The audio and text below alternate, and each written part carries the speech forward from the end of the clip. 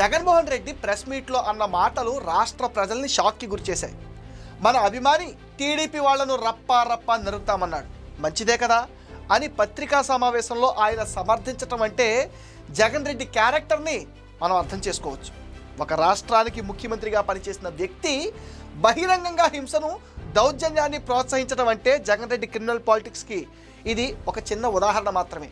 అంతేకాదు, రాబోయే కాలంలో ఆయన ప్లాన్ ఆఫ్ యాక్షన్ ఎలా ఉండబోతుందో చెప్పకనే చెప్పాడనమాట. ఇది జగన్ రెడ్డి లెక్కలేనితనాన్ని, బాధ్యత రాహిత్యాన్ని స్పష్టంగా చాటి చెప్తుంది. ప్రజాస్వామ్యంలో విమర్శలు, ప్రతి విమర్శలు సహజం. కానీ తనను అభిమానించే వారిని హింసకు ప్రేరేపించడం, ప్రత్యర్థులను నరుకుతామని చెప్పిన వారిని సమర్థించడం ఏ రకంగా సమంజసం? ఆయన ఫ్యాక్షనిస్టు నేపథ్యం నుంచి వచ్చిన వారసత్వానికి నిదర్శనమా? అహంకారంతో అధికారాన్ని కోల్పోయిన ఆవేశంలో ఉన్న ఆయన ఇంత దిగజారి మాట్లాడుతున్నారా? గతంలో కూడా ఇలాంటి దౌర్జన్యపూరిత ఘటనలను, విద్వేషపూరిత వాతావరణాన్ని ప్రోత్సహించిన చరిత్ర జగన్కుంది. మొన్నటికి మొన్న తమ ఆస్థాన మీడియా ద్వారా ప్రజా రాజధాని అమరావతి మహిళలను వేశ్యలంటూ అగౌరవపరిచి అలా మాట్లాడిన వారిని వెనకేసుకొచ్చారు. ఇవాళ ఇలాంటి హింసాత్మక వ్యాఖ్యలు సమర్థిస్తూ పరోక్షంగా తన అనుచరులను రెచ్చగొట్టే ప్రయత్నం చేస్తున్నారు. ఫ్యాక్షన్కు ఫ్యాక్షన్తో సమాధానం చెప్పినట్టుగా వీరు అభిమానులను రెచ్చగొట్టినట్లు అధికారంలో ఉన్న వాళ్ళు కూడా రెచ్చగొడితే రాష్ట్రంలో అరాచకం తాండవిస్తుంది.